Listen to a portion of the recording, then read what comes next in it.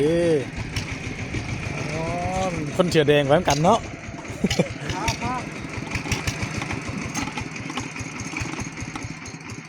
ขนไม้ลงน้องสะพุนมันก็มาเอาไม้น้ำกันหาไม้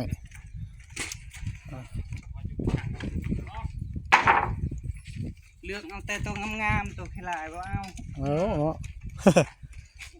มาใส่เฮือนเจ้าก็หาตัวงามแล้วเนาะเอาตัวกี่ไร่ก็สมว่าแล้วบ่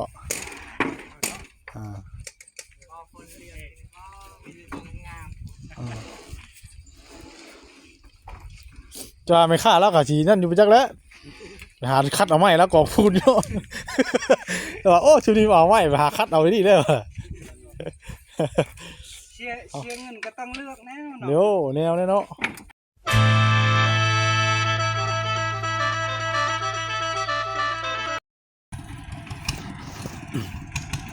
แกไม้มาพี่น้องเนาะทางเราไปซื้อไม้เมื่อกี้นี่ทางน้องกับคนเพิ่นไปกับน้องคนนั้นเนาะครับผู้ไทยแกเอา10 ปลายโตพี่น้องว่า10 ปลายเส้น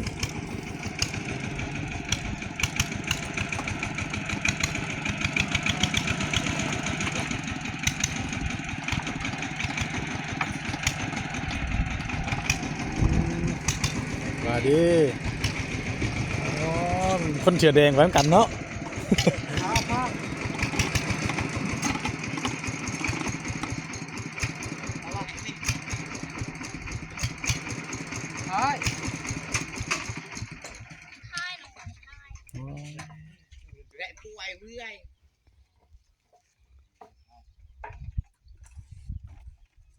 อยู่ตะขาดผู้ชอบเป็ดเชียวเนี่ยนะชอบเนี่ยนะมันบ่ไอ้ไปขายมันบ่กินนี่นะบ่มันแบงค์หน้าต่อนะเก็บรถเขาเฮียต้นทางมันเจ้าเฮียปิดไปแล้วโอ้ยเนาะไอ้คนก็เช็คดีอยู่บ่ได้เนาะนี่แหละทำไมฮอดทำมงคายเนาะมงคายเขาปิดก่อนละจนเท่ๆเหลืองดีอยู่นะไม่ครับไม่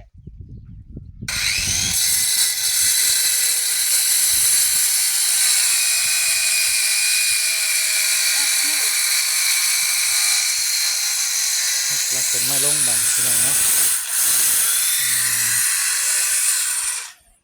พี่น้องเนาะยังอยู่บ้านน้องสายฝนคือเก่ามื้อนี้ไปเอาไม้มาพี่น้องเนาะสบายดีฮะสวัสดีเด้อพี่น้อง FC เบิร์ดสุคนเบิร์ดทุกท่านเนาะวันนี้ต้อนรับเข้าสู่ช่อง YouTube บ่าวบุญเผยชาแนลแล้วพี่น้องเลย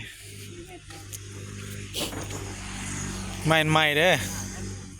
เป็นอย่างนิดนึงไม่กุ้งเนาะ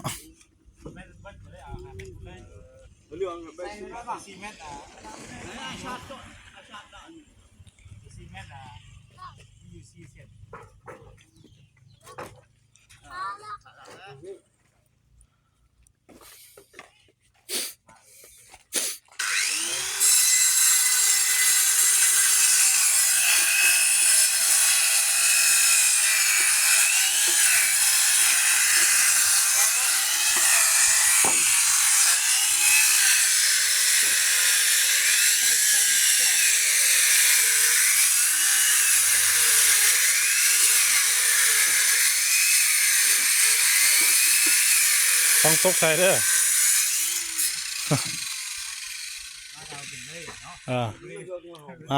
กินเลย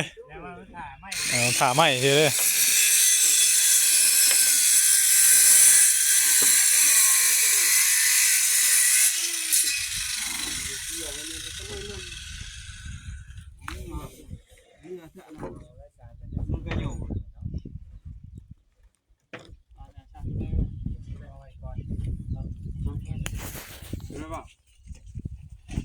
เบิ่งน้ำกันเด้อพี่น้องเนาะ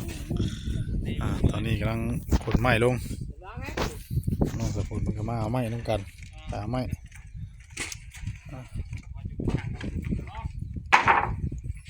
เลือกเอาแต่ตัวงามๆตัวขลายว่าเอาเนาะ มาใส่เฮือนเจ้าก็หาตัวงามแล้วเนาะ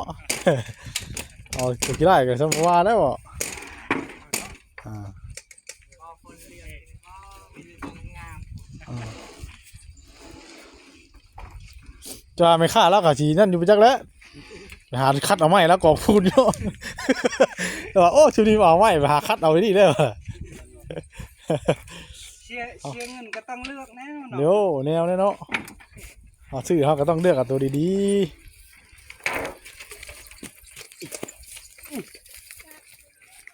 ว่าน้องจะพ้นลงทางบ่วะคือนานมาแท้วะ ไปเติมน้ำมันกิน มาเติมน้ำมัน แมน โอ้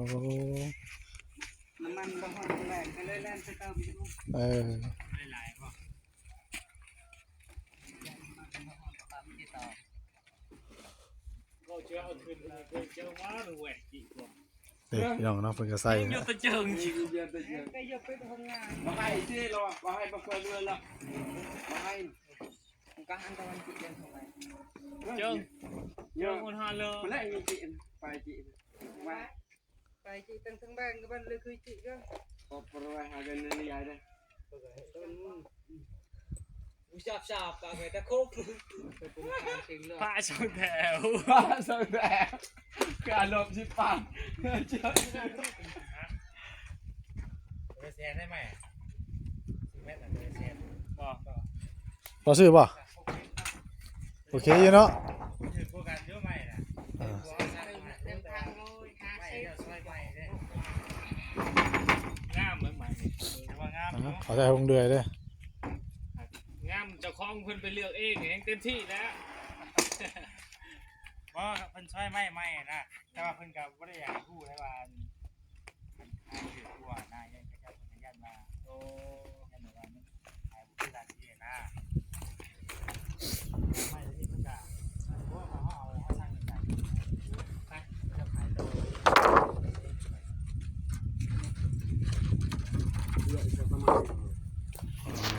ข้าวไม่กุ้ง แค่ไปกลุ่มเนาะ ไม่คงแน่ ตัวผมเอง มันจะเป็น ก็เล่นใหม่ใช่ ตัวมันใหม่ นี่บ่อันนี้ไม่ล้างหรือว่าไม่ล้างวะ เอาไว้ไหน ตัว ล่ะ มัน ฮะไม่แต้แม่นบ่เปลือกขี้นะเห็นยัง ตัวใหม่ เอามากับใส่เลยพี่น้องเนาะเอามาขึ้นใส่เลยพี่น้องเลยเอาหลังจากจบคลิปนี้ก็จะได้ขอตัวกลับก่อนมื้อนี้พี่น้องเนาะมื้อหน้าขึ้นมาใหม่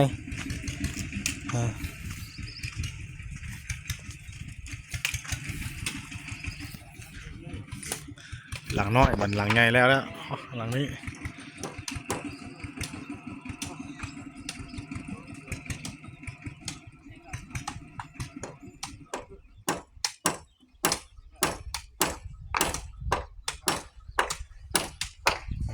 ติดตามเบิ่งน้ำกันเด้อพี่น้องเลย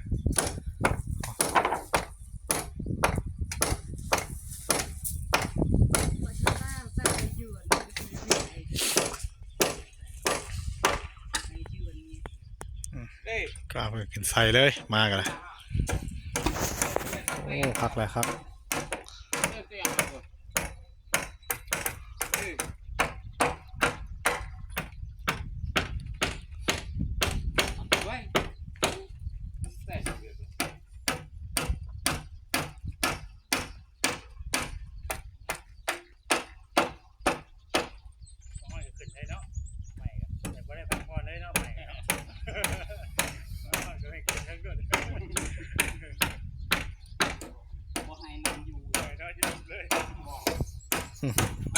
เนาะเบิ่งลิ้นกันพี่น้องเลยถือว่าใกล้ที่คำแล้วพี่น้องเลยเนาะเป็นข้าวหนึ่งน้ำนะบ่ลองใส่ผมไกลเติมเนาะ เดี๋ยว กูสับไปตัวนี้ใช่ โทรศัพท์ลาน ลานบ่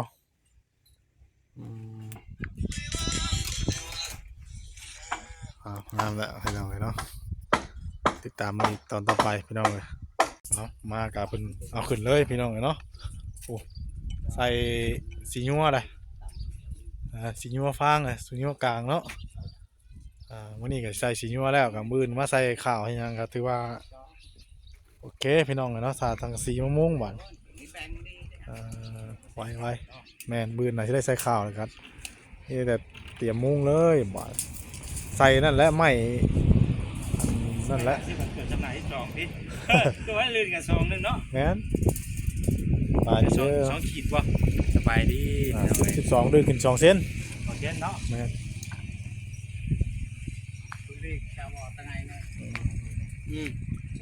แดดได้พี่น้องเราต้องขึ้นไปทางเทิงก่อนว่าแดดส่องย้อนแสงนิดนึงตู้โจยยังบ่ทันได้มาอยู่พี่น้องเนาะหัวเราสิมาหรือบ่เราไปอันนั้นอึ๊บ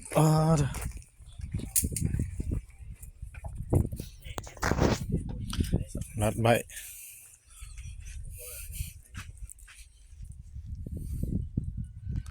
ปั่นกันก่อนปั่นระหว่างคนละครึ่ง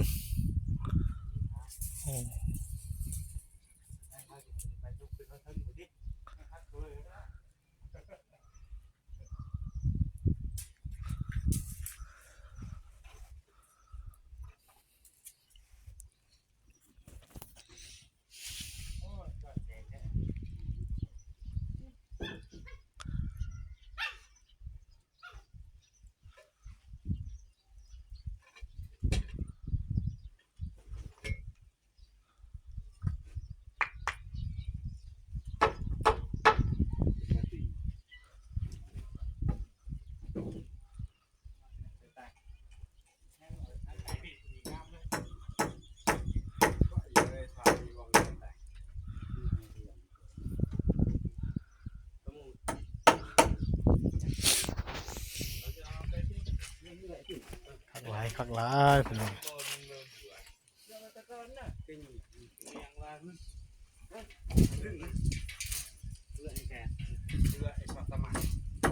ไปเด้อทำเด้อวันนี้เด้อทำเด้อวันนี้เด้อเดี๋ยวมือเช็คเนี่ยมาไปมายังตกเหรอจะไปแล้วไล่เบิ้งไล่เบิ้งเนาะโทรถาม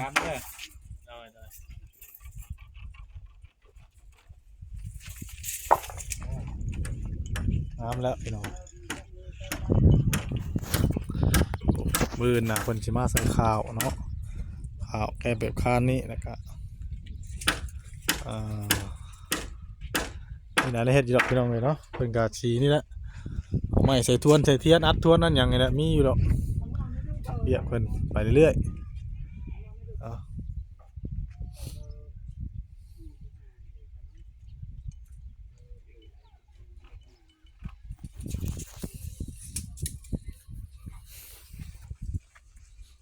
ใส่อัดทวนไม้ใส่ดอกเชล่านะ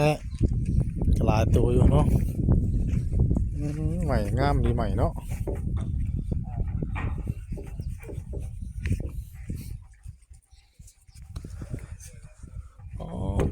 ช่วงรถเด้เนาะแนวคักดี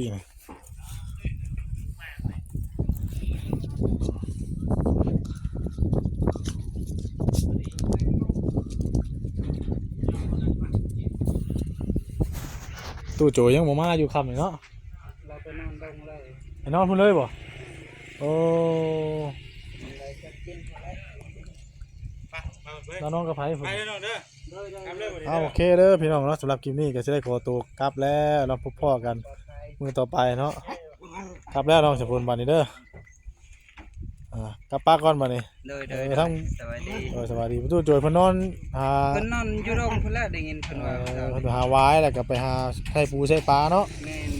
อื่นเพิ่นก็สิมาพี่น้องเอ้ยโอเคน้องสมบูรณ์แล้วเบิ่งเด้อ ๆเด้อ บ่าวกลับก่อนบัดนี้ กลับบ้านเลยบ่ กลับเพื่อนเลย เดี๋ยวพ่อกันใหม่เด้อโดยเอาพี่น้องเลย เชื่อนี่เราเลย เฮ้ย มันชื่อ ว่าโมเมนต์นี่เก็บไว้หมอนแมนไม่ได้เล่นอย่างเนาะน้ำไปก็น้ำเพิ่นว่าน่ะเนาะไปเด้อไปพี่น้องเลยเนาะกลับก่อนบัดนี้พบพ่อกันใหม่เด้อพี่น้องเลยเนาะติดตามเบิ่งเอาเพื่อนทั้งน้องสายฝนก็ได้สบายดีเด้อพี่น้องเด้อสบายดี